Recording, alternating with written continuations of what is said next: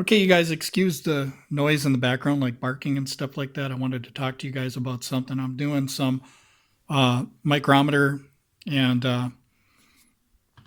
hole diameter work on testing my revolver and seeing the dimensions, like the shells and also where the rounds go into the cylinder. And I just wanted to show you this tool I'm using is an inside-outside diameter. This was used in a military machine shop when I did machine shop work. And what this does is, if it's 0.20, this is what you use to calibrate it. If it's 0.20, then it should say 0. And here we are pretty close to 0 right there, maybe a tenth off, but we're pretty much 0. So this was calibrated, so it's an accurate tool.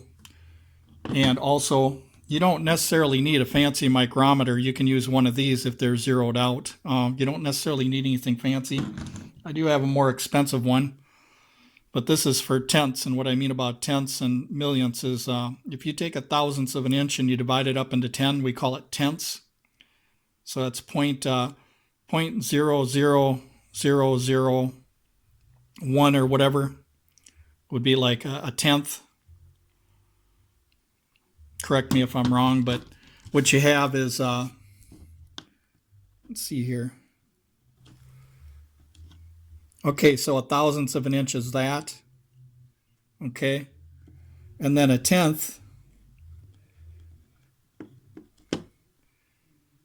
is that right there. So you got 4 zeros in that. There's 10 parts in 1,000th of an inch. So you don't necessarily need something fancy like this. All you need is something like this, because we're just talking between 1,000th of an inch or 2,000ths of an inch variation. So we don't need to get too fancy. Besides that, there's going to be play in the cylinder so you can extract the rounds out. Excuse me for the fade here in the camera. So anyway, let me tell you what I came up with here with all the calibrations and stuff, and I've got everything accurate here. Here's what I came up with, okay? The Taurus 605 Poly 5-shot 357 Magnum. At the end, or right at the bottom part where the shell stops, right in this area, it's about 375 plus or minus 2,000ths of an inch. But the hole in the cylinder is 0.409 plus 1 or 2,000ths of an inch. So it allows room for expansion in that area. And most of the cylinder holes are about that, plus or minus 1 or 2,000ths. And if you get another Taurus, you might even find that yours is maybe a little different than mine. But what happens is when you get shell swelling, which I did have with Federal 158 grain, this is something that has been going on for decades, and it's not anything to be worried about. But a lot of revolvers have that extra space so that the shells can swell a little bit. So with other 357 Magnum shells like the 125 grain and stuff like that, there isn't really a whole lot of swell. And all of these right here, for instance, are measured 375 before they're fired. They're about 0.375, including the snap cap. So we know that there's consistency with the brass, but the brass might be weaker with some shells than other. It might not be like your Starline brass. It depends on what kind of brass they're using, but a 158 grain right here, you're pushing out 158 grain bullets. You're gonna have some pressure that wants to stay back a little, or it could be a brass issue. But the thing is that you're going to have space no matter what in any revolver that you have for that case to expand a little. So it's nothing to get alarmed about. This is something that is common in 158 grain and some other heavier loads. My dad, when I looked at his reloading handbooks and went downstairs to look at reloading supplies, he's got some shells like these from 20 years ago, and they look just like mine. They're swelled, and he said it's not a big deal.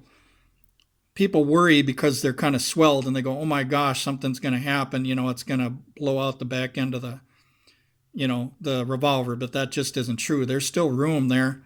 There's a lot of room there for the brass to expand. So let's say that the brass is just as strong with all of these. Okay, let's for a moment, let's just say that the brass is all the same quality. Okay, and you got the same powder load in there, or whatever kind of powder you're using. You have to admit that pushing out a 158 grain bullet, that it's hard to push out a 158 grain bullet. And you know, actually, I've had 180 grains do this on me too, and stuff like that. But it wasn't a big deal. They had a little bulge in there, the Federal cases. So even if the case bulges and the brass isn't really good or anything, you know, isn't like top quality, it's nothing to be worried about. So the revolvers always have a little bit of space in there. So the hole in the cylinder was 409 on the Taurus. So some revolvers are going to be different. The factory shell that goes in it was about 375. Right in that area where the bulge was on this was about 375. So I measured right in this area. Right exactly where the bulge is where I measured. And that's all 375, including that snap cap there. So if we're going from 375 to 384, it's a little bit, but it's not anything to worry about. You still got a little extra here where that shell can still expand a little bit. So that's something you have to realize, is you still have a little room, a little play in there. But online, there's been a lot of guys saying different things. They've been saying, oh my gosh, you know, there's something wrong with the revolver. There's something wrong with the brass, you know, but here's the thing. There's different types of brass out there. There's Starline and there's other, you know, manufacturers of brass. Maybe they just, you know, maybe it's just that their brass isn't the best, or maybe the pressures and pushing out that 158 grain could be a problem in this thing too.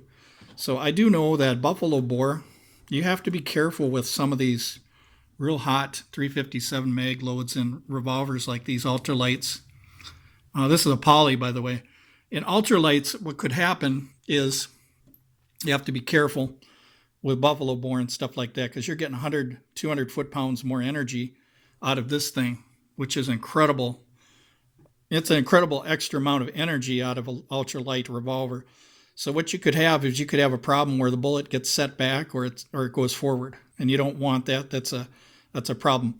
So if you are going to use buffalo bore, I have used buffalo bore in this gun before. It's not fun, but you know, you'll shoot one or two and then you'll be done pretty much. But other 357 Magnum loads that you find in the stores and on the shelf, that's fine. You can use them.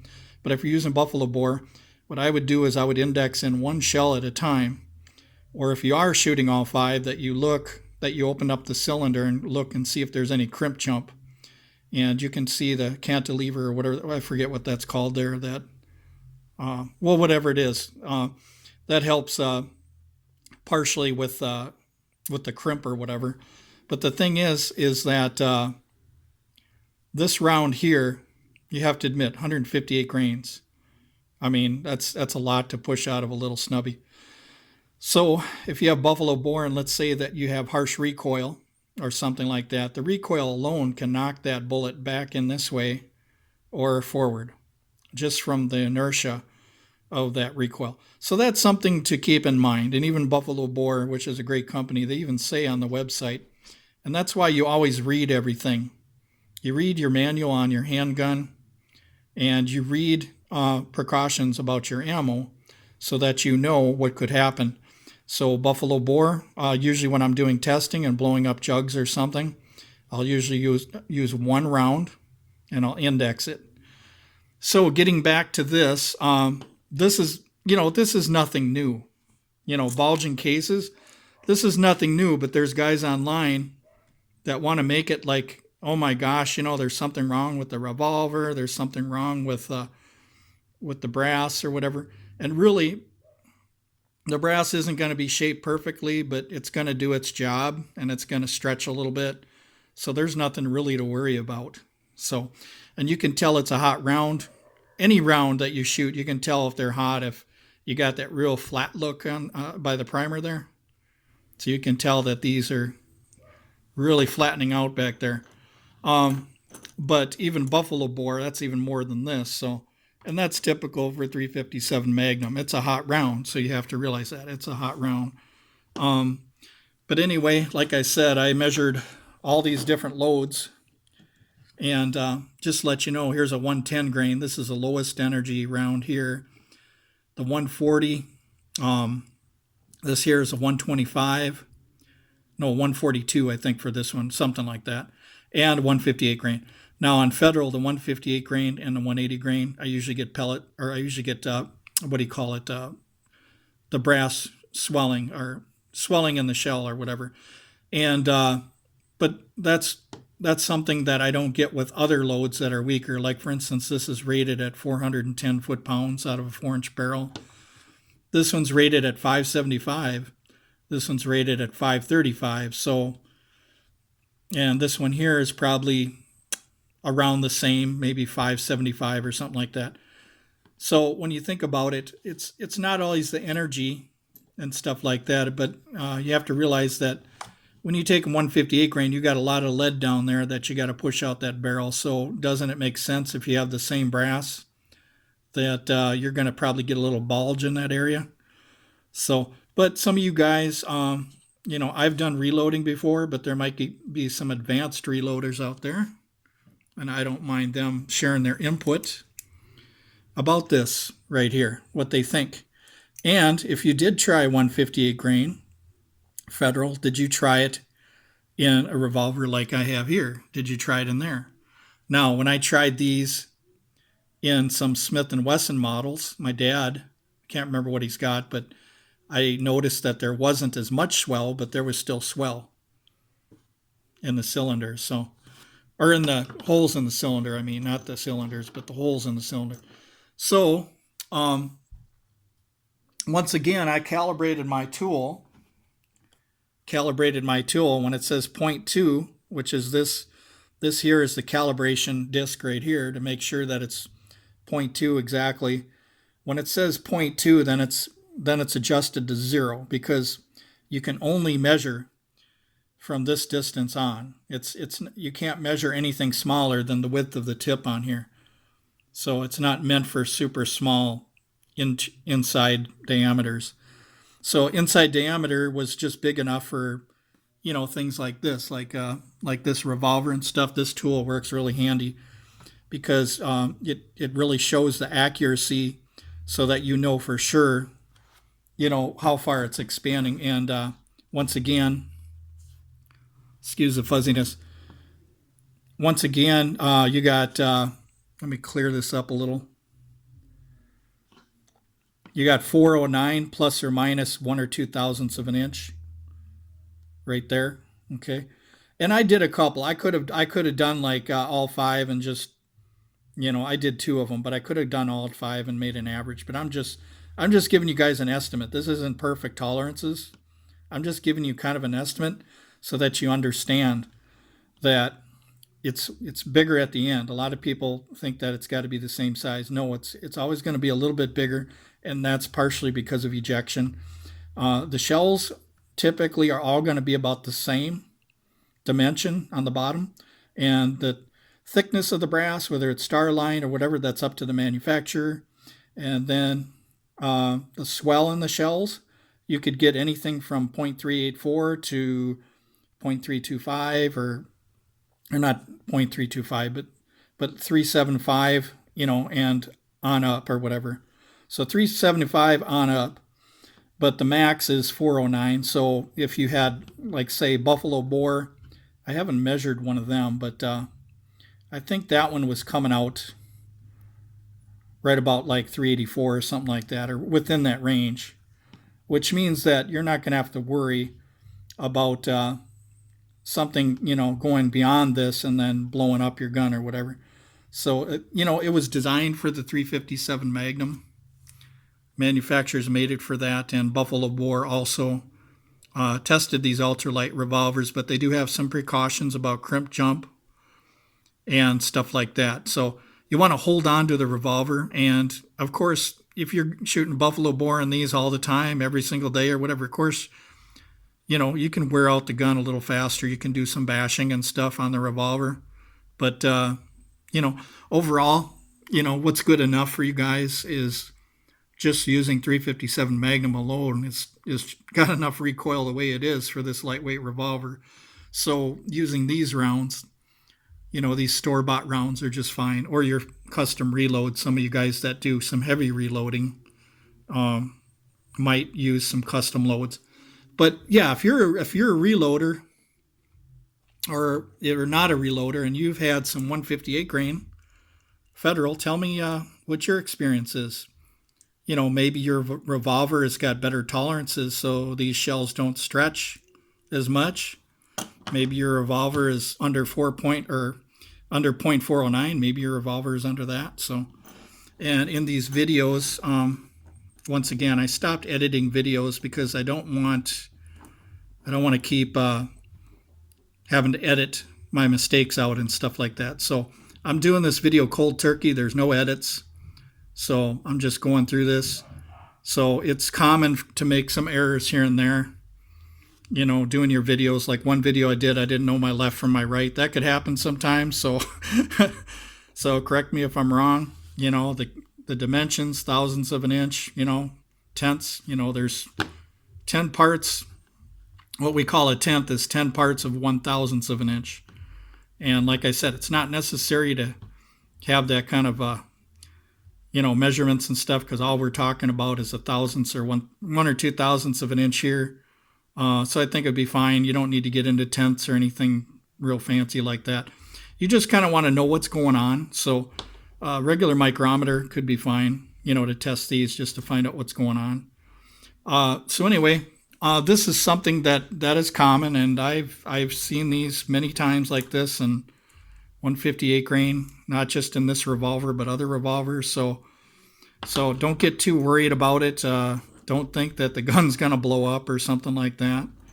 If you take care of your revolver and you go by specs, your SAMI specs and stuff, and even reloading, that you're not reloading too hot or too mild. Because if you reload, like you take something like this, and let's say, I'm going to make it weaker, so I'm going to take some powder out of it. Well, you're going to have a problem on your hands, because, you can have some explosions with these if you put too little powder in them too. So too much is bad, too little is bad. The recommendations of your reloading manual, you probably want to stick with that. So. But anyway, some guys push the limits. But when we were reloading, my grandfather reloaded, my dad reloaded.